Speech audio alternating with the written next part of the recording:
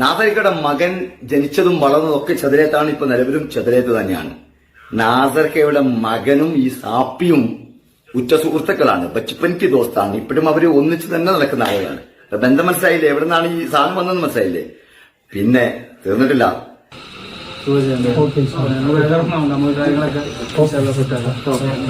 ഡോക്യുമെന്റ്സും കാര്യങ്ങളൊക്കെ ഉണ്ടല്ലോ, ബാക്കി നമുക്ക് നോക്കിയിട്ട്.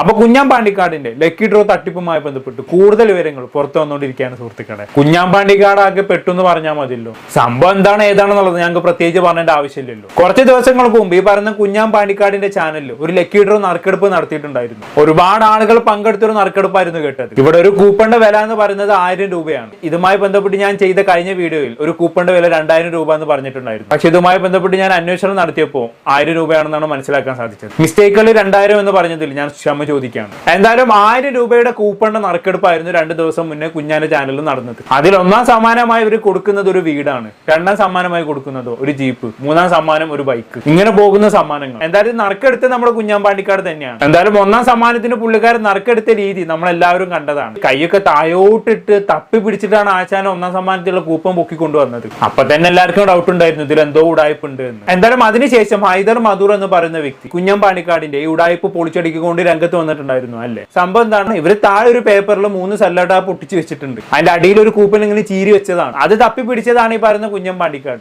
എന്തായാലും ഈ തട്ടിപ്പ് വെളിച്ചത്തായതോടെ ഈ പറയുന്ന കുഞ്ഞാമ്പാണ്ടിക്കാട് ആ കേരള എന്ന് പറഞ്ഞാൽ മതിയല്ലോ. കുഞ്ഞാമ്പാണ്ടിക്കാട് അതിന് പിന്നാലെ എക്സ്പ്ലനേഷനായി വരാൻ ശ്രമിച്ചെങ്കിൽ കൂടിയും അതൊന്നും വില പോയില്ല എന്നുള്ളതാണ്. എന്തായാലും ഒന്നാം സമ്മാനം അടിച്ച വ്യക്തിന്റെ പേര് ഷാഫി വയനാട് എന്നുള്ളതാണ് അല്ലെ. ഷാഫി വയനാടിൽ ഒന്നാം സമ്മാനം അടിച്ചതിന് ശേഷം ഈ പറയുന്ന കുഞ്ഞാമ്പാണ്ടിക്കാട് ഷാഫി വയനാട് ജോലി ചെയ്യുന്ന സ്ഥലത്തൊക്കെ പോയിട്ട് അവനെ കാറിൽ ഇരുത്തിക്കൊണ്ട് ഒരു വീഡിയോ ഒക്കെ ചെയ്തിട്ടുണ്ടായിരുന്നു. ആ വീഡിയോയിലാണ് കുഞ്ഞാമ്പാണ്ടിക്കാട് തന്റെ ഭാഗ്യം ന്യായീകരിക്കാൻ ശ്രമിച്ചത്. നമ്മളെല്ലാവരും അത് കണ്ടതാണ്. പക്ഷെ ഇപ്പൊ നിലവിൽ വരുന്ന പുതിയ വാർത്ത എന്താണെന്ന് വെച്ചാൽ ഈ കുഞ്ഞാമ്പാണ്ടിക്കാടിന്റെ നറുക്കെടുപ്പിൽ ഈ ഒന്നാം സമ്മാനമായി കൊടുത്ത വീടുണ്ടല്ലോ, ആ വീടിന്റെ ഓണറുടെ പേര് നാസിർക്ക എന്നാണ്. അപ്പൊ ഈ പറയുന്ന നാസിർക്കയും ഒന്നാം സമ്മാനം അടിച്ച ഷാഫിയും പരിചയക്കാരാണ് എന്നുള്ളതാണ്. എങ്ങനെയാണ് പരിചയം?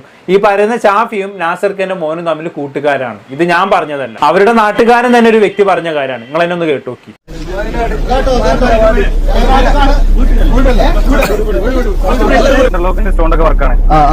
കല്ലിന്റെ മറ്റേ ഈ നൈറ്റ് അതൊക്കെ. ഹായ് കുഞ്ഞാനെ, നറുക്കെടുപ്പൊക്കെ കഴിഞ്ഞ് നിങ്ങൾ പൈസ ഒക്കെ പോക്കറ്റിലാക്കി. ഓക്കെ, നിങ്ങൾ വിചാരിച്ചതിന് ആരും പ്രതികരിക്കൂലെന്ന് പ്രതികരിക്കന്നെ ചെയ്യും. ഈ ഷാഫി അവിടെ അല്ല കുഞ്ഞാനെ. ആരോ പറയുന്നത് മാനന്തവാടിന്ന്. ഈ ഷാഫി അവിടെ അല്ല. ഈ ഷാഫി സുൽത്താൻ ബത്തേരിൽ നിന്ന് 10 കിലോമീറ്റർ പോലെ ചെതലേന്ന് പറഞ്ഞ ഒരു മഹലുണ്ട്, അവിടെ അല്ലോനാ. ഈ നാസറിടുന്ന കല്യാണം കഴിച്ചേ ചെതലത്തുനിന്ന്. നാസറിന്റെ മകനാടല്ലേ ചെതലേത്ത്. ഈ ഷാഫി നാസറിന്റെ മകന്റെ ആരാ? ചെങ്ങായി. ഈ ഷാഫിക്ക് എന്താ പണി? സ്റ്റോണിന്റെ പണിയാ? കട്ട വിരിക്കുന്ന പണിയാ? അല്ല, ഓനെ ഒരു സ്വർണ്ണപ്പീടിയിലെ പണിക്കാരൻ. ഈ സ്റ്റോൺ വിരിക്കണ ആരാ? കട്ടപ്പണിക്കാരനാരാ? നാസറിന്റെ മകന്. കുഞ്ഞാനും ഈ നാസറിന്റെ മകനും എങ്ങനെ ബന്ധം? ഇവര് ഭയങ്കര ബ്ലോഗർമാരാ. ഈ നാസറിന്റെ മകനും ഒരു ബ്ലോഗറാണ്, ഒരു ത്യാഗം ചെയ്തോന്. അതൊക്കെ പിന്നീട് പറഞ്ഞിട്ടുണ്ട് എല്ലാരും. അപ്പൊ എന്താ വെച്ചാല് ജനങ്ങളെ നിങ്ങൾ ഓമ്പിച്ചോളി, മാറി മറ്റേ ഓമ്പിക്കരുത്. കുഞ്ഞാനെ ഇതൊരു സിനിമ നടനായിട്ടൊന്നല്ല എന്ന ആൾക്കാർ അംഗീകരിച്ചേ. ഇത് എനിക്ക് ഒരുപാട് ഫോളോവേഴ്സും സബ്സ്ക്രൈബറും ഒക്കെ ആയപ്പോഴും അന്ന ജനങ്ങൾ കൂടെ നിർത്തി. എന്തിന്? ഇങ്ങനത്തെ ചെറ്റത്തരം ചെയ്യാൻ വേണ്ടിയിട്ട്.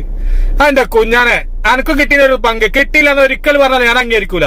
അനക്കും കിട്ടീന്. ഇതേ ഞാൻ ജനിച്ച നാട്ടിലുള്ള ആൾക്കാരത്. സുൽത്താൻ ബത്തേരിന്ന് 10 കിലോമീറ്റർ വരെ ചെതലേത്തെത്തും. അവിടെ പോയിട്ട് നിങ്ങളെ വീഡിയോ കാണിച്ചിട്ട് ചോദിച്ചു നോക്കി ഇതാരാണ്. അപ്പൊ നിങ്ങൾക്ക് പറഞ്ഞത് ഇതാരാണ്. എന്റെ ആ മുക്കിത്തൂരിലെ നറുക്കെടുപ്പ് കണ്ടപ്പോ തന്നെ എനിക്ക് തോന്നിയത് ഇമ്മാതിരി ജനങ്ങളെ ഓമ്പിക്കാന്ന്. ഇതിപ്പോ ഡെയിലി നടക്കുന്നുണ്ടോ? എത്ര പറഞ്ഞാലും ജനങ്ങൾ മനസ്സിലാവില്ല. കേരളത്തിലെ ജനങ്ങള് ഇവരൊക്കെ വിചാരം എല്ലാരും പൊട്ടന്മാരാണ്. എല്ലാരും പൊട്ടന്മാരൊന്നല്ല. കുറച്ച് ആൾക്കാർ കുറച്ച് മനസാക്ഷി ഇല്ലോലുണ്ട്, ഓലയിൽ പോയി പെടുകയും ചെയ്യും. അപ്പൊ കുഞ്ഞാനൊക്കെ പറയലത്തിന് മറുപടി പറയണം. ഇമാരി ഉളുപ്പില്ലാത്ത പണിയെടുത്തതിന് മറുപടി എനിക്ക് നല്ല സംഖ്യ കിട്ടി. ബെസ്റ്റ്, നല്ല കുഞ്ഞാമ്പാണ്ടിക്കാടാണ് ഇതിന് മറുപടി പറയുന്നത്. വേണമെങ്കിൽ ഞാൻ തെറ്റൊന്നും ചെയ്തിട്ടില്ല, എനിക്ക് ആരുടെ പൈസ ഒന്നും വേണമെന്ന് പറഞ്ഞ് പുള്ളിക്കാരൻ ന്യായീകരിച്ച് മേകാൻ പറ്റും. അല്ലാണ്ട് മറുപടി ഒന്നും പറയാൻ നമ്മള് കുഞ്ഞാമ്പാണ്ടിക്കാടിനെ കൊണ്ട് പറ്റൂല. അതിനൊക്കെ വേറെ ആളെ നോക്കണം. കുഞ്ഞാമ്പാണ്ടിക്കാടൊക്കെ എന്നേ മുങ്ങി സ്ഥലം കാലിയാക്കി. ഇനി ഇതുമായി ബന്ധപ്പെട്ട് കുഞ്ഞാമ്പാണ്ടിക്കാട് ഒരു മറുപടി പറയുമെന്ന് എനിക്ക് തോന്നുന്നില്ല. എന്തായാലും ഇതിന്റെ ഒരു കുറവും കൂടെ കുഞ്ഞാമ്പാണ്ടിക്കാടിന് ഉണ്ടായിരുന്നുള്ളൂ, കള്ളരെന്നുള്ള വിളി കേൾക്കാൻ. ഇതും കൂടെ ആയതോടെ പൂർത്തിയായി. അപ്പൊ ഈ ഒന്നാം സമ്മാനം അടിച്ച ഷാഫിയുടെ നാട്ടുകാരനായിട്ടുള്ള വ്യക്തി പറഞ്ഞു വെക്കുന്നത് ഈ ഒന്നാം സമ്മാനം വീട്ടിന്റെ ഓണർ ആയിട്ടുള്ള നാസിർക്കയും ഈ പറയുന്ന ഒന്നാം സമ്മാനം അടിച്ച വ്യക്തിയായിട്ടുള്ള ഷാഫിയും തമ്മിൽ പരിചയക്കാരാണെന്നുള്ളതാണ്. എങ്ങനെയാണ് പരിചയം? ഞാൻ നേരത്തെ പറഞ്ഞ പോലെ തന്നെ ഈ നാസർ ഖാന്റെ മകനും ഷാഫിയും തമ്മിൽ സുഹൃത്തുക്കളാണ്. ഇതൊക്കെ ഇവര് തമ്മിലുള്ള ഡീലിങ്സ് അല്ലേ? എന്നിട്ട് ഇതിന്റെ ഇടയിലൊക്കെ പോയി പെട്ട് കൊടുക്കാൻ കുറെ പൊട്ടന്മാരും. എന്തായാലും ബാക്കിയുള്ളവരുടെ പൈസ പോയി. എനിക്കിപ്പോ അത്രേ പറയാനുള്ളൂ. ഞാനിവിടെ ആലോചിക്കുന്ന കുഞ്ഞാമ്പാണ്ടിക്കാടിന്റെ അവസ്ഥയാണ്. അല്ലെങ്കിലേ ആശാന അത്ര നെഗറ്റീവ് ആണ്. ഇനിയിപ്പോ ഇതോടുകൂടി ആ മനസ്സിലെ ആളുകളുടെ വിശ്വാസം പൂർണ്ണമായിട്ട് അങ്ങ് പോയി കിട്ടിയിട്ടുണ്ടാവും. ഇത് മാത്രമല്ലേ കേട്ടോ, ഈ 1ാം സമ്മാനം അടിച്ച വീട് ഈ പറഞ്ഞ ഷാഫി എന്ന് പറയുന്ന വ്യക്തി വിൽക്കാൻ വെച്ചിരിക്കുകയാണെന്നുള്ളതാണ് ഇപ്പൊ നമ്മൾ നേരത്തെ കണ്ട നാട്ടുകാരൻ പറയുന്നത്. അതിൽ എത്രത്തോളം സത്യമുണ്ടെന്ന് നമുക്ക് അറിയില്ല. അങ്ങനെ വെച്ചിട്ടുണ്ടെങ്കിൽ ഇത് ഉറപ്പായി 100% ഉടായ്പാണ് എന്ന്. ചിലപ്പോ ഈ പറഞ്ഞ ഷാഫി നാസർക്കും തമ്മിലൊരു ഡീലായിരിക്കും ഇത്. 1ാം സമ്മാനം ഷാഫിക്ക് തന്നെ കൊടുക്കുക, എന്നിട്ട് ആ വീട് അങ്ങോട്ട് മറിച്ച് വെക്കുക, എന്നിട്ട് ഒരു 60-40 അനുപാതത്തിൽ അങ്ങ് വീതിച്ചെടുക്കുക. ഇപ്പൊ വീടിന് ഒരു 50 ലക്ഷം റുപ്യ ഉണ്ടെന്നുണ്ടെങ്കിൽ 30 ലക്ഷം റുപ്യ ഷാഫിക്കും കിട്ടും, 20 ലക്ഷം റുപ്യ നാസർക്കും കിട്ടും. ഷാഫിയെ സംബന്ധിച്ചിടത്തോളം ലാഭമല്ലേ? 1000 റുപ്യ മുടക്കിയിട്ട് 30 ലക്ഷം റുപ്യയിലേക്ക് കീശയിലേക്ക് വരുന്നത്. മിക്കവാറും തന്നെ ആയിരിക്കും ഇവിടെ സംഭവിക്കാൻ പോകുന്നത്. ഇനി ഈ നാട്ടുകാരെ മാത്രമല്ലേ കേട്ടോ, ഈ പറയുന്ന കുഞ്ഞമ്പാണ്ടിക്കാടിനെ തട്ടിപ്പ് പൊടിച്ചടിക്കുക ഹൈദർ മധൂർ എന്ന് പറയുന്ന വ്യക്തിയും ഈ പറഞ്ഞ ഷാഫിനെ നാട്ടിൽ ചെന്ന് അന്വേഷിച്ചിട്ടുണ്ടായിരുന്നു. ഈ ഹൈദർ അതിനായിട്ട് പോയതല്ലേ കേട്ടോ, അവിടേക്ക് എന്തോ ആവശ്യത്തിന് പോയപ്പോൾ അന്വേഷിച്ചതാണ്. എന്തായാലും അതുമായി ബന്ധപ്പെട്ട് ഹൈദർ ഇന്നലെ ഒരു വീഡിയോ ചെയ്തിട്ടുണ്ടായിരുന്നു. നമ്മൾ എന്തായാലും ഒന്ന് കണ്ടുനോക്കാം. പ്രിയപ്പെട്ടവരെ നമസ്കാരം, ഹൈദർ മധൂറാണ്. ഞാനിപ്പോൾ ഉള്ളത് വയനാട് ജില്ലയിലെ സുൽത്താൻ ബത്തേരിയിലാണ്. സുൽത്താൻ ബത്തേരിയിൽ നിന്നൊരു 8-9 കിലോമീറ്റർ മാറിയാൽ നമ്മുടെ പ്രിയപ്പെട്ട കഥാപാത്രമായ സാപ്പിയുടെ നാടാണ് ചെതലയം. ചെതലയത്ത് ഒരു പ്രത്യേകത കൂടിയുണ്ട്. എന്താ അറിയോ? പ്രിയപ്പെട്ട കഥാപാത്രമായ നാസർക്ക, ഈ നറുക്കെടുപ്പൊക്കെ ഒരിക്കൽ കൂട്ടിയ നാസർക്ക കല്യാണം കഴിച്ചത് ചെതലയത്തുനിന്നാണ്. നാസർക്കയുടെ മകൻ ജനിച്ചതും വളർന്നതും ഒക്കെ ചെതലയത്താണ്. ഇപ്പൊ നിലവിലും ചെതലയത്ത് തന്നെയാണ്. നാസർക്കയുടെ മകനും ഈ സാപ്പിയും ഉറ്റ സുഹൃത്തുക്കളാണ്. ബച്പൻക്ക് ദോസ്താണ്. ഇപ്പോഴും അവര് ഒന്നിച്ച് തന്നെ നടക്കുന്ന ആളുകളാണ്. ബന്ധം മനസ്സിലായില്ലേ? എവിടെ നിന്നാണ് ഈ സാധനം വന്നതെന്ന് മനസ്സിലായില്ലേ? പിന്നെ തീർന്നിട്ടില്ല. 13 അതൊന്ന് കേട്ടോക്കെ. നിങ്ങൾ എത്ര ടിക്കറ്റ് എടുത്തത്? 13 ടിക്കറ്റ്.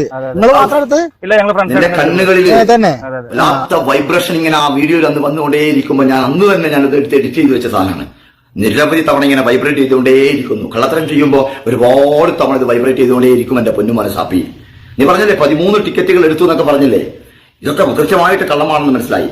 ഈ 13 ടിക്കറ്റ് എടുത്തത് നീ എന്തായാലും അവിടെ പോയിട്ട് എടുത്തല്ല. കാരണം നീ അവിടെ ആദ്യമായിട്ടാണ് പോയത് എന്ന് നീ ഇന്നലെ പറയുന്നുണ്ട്. അതുകൊണ്ട് നീ ഓൺലൈൻ വഴിയാണ് എടുത്തത്. ഓൺലൈൻ വഴി എടുത്തപ്പോ വാട്സപ്പ് വഴി എടുത്തപ്പോ വാട്സപ്പിൽ എടുത്തതിന്റെ നിനക്ക് അയച്ചു തന്നതിന്റെ രേഖകളൊക്കെ കാണണം. പോട്ടെ, അത് ഉണ്ടാവില്ല. കാരണം നീയും ക്ലിയർ ചാറ്റ് അടിച്ചു, അയാളും ക്ലിയർ ചാറ്റ് അടിച്ചു. അങ്ങനെയാണല്ലോ, അങ്ങനെ വരുമല്ലോ. പക്ഷെ വേറൊരു സംഭവം ഉണ്ട്. എന്താ അറിയോ? നീ ഈ 13 ടിക്കറ്റിന് വേണ്ടി ഗൂഗിൾ പേ അടിച്ചു കാണുമല്ലോ അല്ലേ? ഗൂഗിൾ പേ അടിക്കാതെ എന്തായാലും തരില്ലല്ലോ. അമ്മായിന്റെ മോനൊന്നുമല്ലല്ലോ. ആദ്യമായിട്ട് അറിയുന്ന അയാളെ സഹായിക്കാൻ വേണ്ടി കുഞ്ഞാളല്ലേ. അപ്പൊ ഗൂഗിൾ പേയിൽ ഈ ഗൂഗിൾ പേ എന്ന് പറയുന്ന സാധനത്തിന് ബാങ്ക് ഹിസ്റ്ററി ഉണ്ടാവൂലേ? ആ 13 ടിക്കറ്റിന്റെ ബാങ്ക് ഹിസ്റ്ററി ഒന്നും നിനക്ക് കാണിക്കാൻ പറ്റുമോ? ചെതലയത്തുനിന്ന് കല്യാണം കഴിച്ച നാസർക്കയുടെ മകന്റെ ഉറ്റ സുഹൃത്ത് സാപ്പി, നിനക്കെന്താ ജോലി? സ്റ്റോണോ? ഈ ചെതലയത്ത് വന്നിട്ട് നിനക്ക് പറയാൻ പറ്റുമോ നിനക്ക് സ്റ്റോണിന്റെ ജോലിയാണെന്ന്? ശുദ്ധ തട്ടിപ്പാണ് മോനെ നീ. നിനക്ക് സ്വർണ്ണക്കടയിലാണ് ജോലി. നീ സ്വർണ്ണക്കടയിലാണ് ജോലി ചെയ്തത്. മക്കളെ, പാണ്ടിക്കാട് കുഞ്ഞാൻ വന്ന് പറഞ്ഞില്ലേ ഞാൻ ആരെയും പറ്റിച്ചിട്ടില്ല എന്നൊക്കെ പറഞ്ഞില്ലേ? ഇതിൽ കൂടുതൽ ഈ വീഡിയോ ഒന്നും ചെയ്യാനൊന്നുമില്ല. ഞാൻ ഈ പറഞ്ഞ സുൽത്താൻ ബത്തേരി നിന്റെ കാര്യങ്ങൾ അന്വേഷിക്കാൻ വന്നതുമല്ല. ഞാൻ എന്റെ കാര്യവുമായി ബന്ധപ്പെട്ട് വന്നപ്പോ ഞാൻ ഇതൊന്ന് അന്വേഷിച്ചു നോക്കിയെന്നേ ഉള്ളൂ. പിന്നെ തൊപ്പിയൊക്കെ വെച്ചിട്ട് നാസർക്ക രോഗത്തിന്റെ കടത്തിന്റെ കാര്യങ്ങളൊക്കെ പറഞ്ഞു വരുന്നില്ലേ? ഓക്കെ, അപ്പൊ നമ്മൾ മുമ്പ് കാണിച്ച നാട്ടുകാരനായിട്ടുള്ള വ്യക്തി പറഞ്ഞ അതേ കാര്യങ്ങൾ തന്നെയാണ് ഇവിടെ ഹൈദർ മധൂറും പറയുന്നത് അല്ലേ? ഇവിടെ രണ്ടുപേരും പറഞ്ഞ കോമൺ ആയിട്ടുള്ള ഹൈലൈറ്റ് ആയിട്ടുള്ള ഒരു കാര്യമുണ്ട്. അതായത് കുഞ്ഞം പാണ്ടിക്കാടിന്റെ വീഡിയോയിൽ വന്നിട്ട് ഈ പറയുന്ന 1ാം സമ്മാനമായിട്ടുള്ള ഷാഫി എന്ന് പറയുന്ന വ്യക്തി സംസാരിച്ചിട്ടുണ്ടായിരുന്നു. അങ്ങനെ സംസാരിച്ച സമയത്ത് ഈ ഷാഫി പറഞ്ഞ കാര്യം എന്താണ്? എനിക്ക് കട്ട വിരിക്കുന്ന ജോലിയാണെന്നുള്ളതാണ്. പക്ഷെ യഥാർത്ഥത്തിൽ അയാളുടെ പണി എന്ന് പറയുന്ന കട്ട വിരിക്കലല്ല, അയാൾക്ക് സ്വർണ്ണക്കടയിലാണ് ജോലി. പക്ഷെ എന്നിട്ടും അയാൾ അവിടെ കളവ് പറഞ്ഞു കട്ട വിരിക്കലാണ് എന്ന്. അതെന്തായിരിക്കും കാരണം? കാരണം സ്വർണ്ണക്കടയിലാണെന്ന് പറഞ്ഞു കഴിഞ്ഞാണെങ്കിൽ ഏതാണ് സ്വർണ്ണക്കട എന്ന് ആളുകൾ തപ്പിപ്പിടിച്ച് കണ്ടുപിടിക്കും. എന്നിട്ട് അവിടെ ചെന്ന് അന്വേഷിക്കും. അങ്ങനെ അന്വേഷിച്ച് കഴിഞ്ഞാണെങ്കിൽ കല്ല് വെളിച്ചത്താകും. ഈ കട്ട വിരിക്കുന്ന ജോലിയാണെന്ന് പറഞ്ഞു കഴിഞ്ഞാണെങ്കിൽ അങ്ങനെ ഈ സ്വർണ്ണക്കടയിൽ അന്വേഷിച്ച് ചെല്ലുന്ന മാതിരി അന്വേഷിച്ച് ചെല്ലാൻ കഴിയില്ലല്ലോ. എന്തായാലും ബുദ്ധി കൊള്ളാം, പക്ഷെ തൂറ്റിപ്പോയി. ഇനി ഇതുമായി ബന്ധപ്പെട്ട് ഇവർക്ക് ഈ തട്ടിപ്പ് നടത്തിയതിൽ ലാഭം എത്രത്തോളമാണ് എന്ന് ഞാൻ ഇന്നലെ ഒന്ന് കണക്ക് കൂട്ടി നോക്കിയിട്ടുണ്ടായിരുന്നു. ഇവർ ഇതിൽ എത്രത്തോളം കൂപ്പണുകൾ വിറ്റ് പോയിട്ടുണ്ട് എന്ന് 2 ദിവസം മുന്നേ കുഞ്ഞാം പാണ്ടിക്കാടിന്റെ വീഡിയോയിൽ തന്നെ കുഞ്ഞാം പാണ്ടിക്കാട് പറയുന്നുണ്ട്. നമുക്ക് എന്തായാലും ഒന്ന് കണ്ടുനോക്കാം. 8000 എത്രയാണ്? 8379 ടിക്കറ്റ്. 8379 ടിക്കറ്റാണ് പോയിക്കണത്. ഓക്കെ, 8379 ടിക്കറ്റ് പോയി എന്നൊക്കെയാണ് ഇവർ പറയുന്നത്. ഇതൊക്കെ ഉള്ളതാണോ എന്ന് അറിയില്ല കേട്ടോ, ചിലപ്പോൾ അതിനും കൂടുതൽ പോയിട്ടുണ്ടാകും. എന്നാലും നമുക്കിവിടെ റൗണ്ട് ഫിഗർ ആയിട്ട് 8350 ടിക്കറ്റ് കൂട്ടാം. അങ്ങനെ നോക്കുമ്പോൾ ഒരു ടിക്കറ്റിന് 1000 വെച്ച് കൂട്ടിയാൽ ഇവർക്ക് ടിക്കറ്റ് വിറ്റ വകയിൽ എത്ര രൂപ കിട്ടി കാണും? 83,50,000 കിട്ടി കാണും അല്ലെ? ഈ വീടിന് നിങ്ങൾ ഒരു 50 ലക്ഷം കൂട്ടിക്കോളൂ. പിന്നെ ബാക്കിയുള്ള ജീപ്പിനും സ്കൂട്ടറിനൊക്കെ ആയിട്ട് ഒരു 15 ലക്ഷം കൂട്ടിക്കോളൂ. അപ്പൊ ഇവർക്ക് ആകെയുള്ള ഒരു മുടക്ക് മുതൽ എന്ന് പറയുന്നത് ഒരു 65 ലക്ഷം റുപ്യ കാണും. ബാക്കി എത്ര? 20 ലക്ഷം റുപ്യന്റെ അടുത്ത് ഇവർക്ക് ലാഭമാണ്. ഈ ചുരുങ്ങിയ സമയം കൊണ്ട് ഇത്രയും ലാഭം ഉണ്ടാക്കാൻ പറ്റിയ ബിസിനസ് വേറെ എവിടെയെങ്കിലും കാണാൻ പറ്റും? ഇത്രയും ലാഭം ഉണ്ടാക്കിയതിൽ നിന്നാണ് ഇവർ വീണ്ടും ജനങ്ങളെ പറ്റിക്കാൻ നോക്കുന്നത്. എന്തായാലും കൊള്ളാം. എനിക്ക് എന്നെ വീഡിയോ കാണുന്നവരോടൊന്നേ പറയാനുള്ളൂ, ദയവ് ചെയ്ത് ഇത്തരം കെണികളിൽ ചെന്ന് ചാടരുത്. നാട്ടിൽ ഇത്തരത്തിലുള്ള ഒരുപാട് ലക്കി ഡ്രോ തട്ടിപ്പുകൾ നടക്കുന്നുണ്ട്. എന്താണെന്ന് കേട്ട് നിങ്ങൾക്ക് തോന്നുന്നത് താഴെ കമന്റ് ബോക്സിൽ രേഖപ്പെടുത്തുമല്ലോ. അടുത്തൊരു ടോപ്പിക്കുമായി വീണ്ടും കാണാം.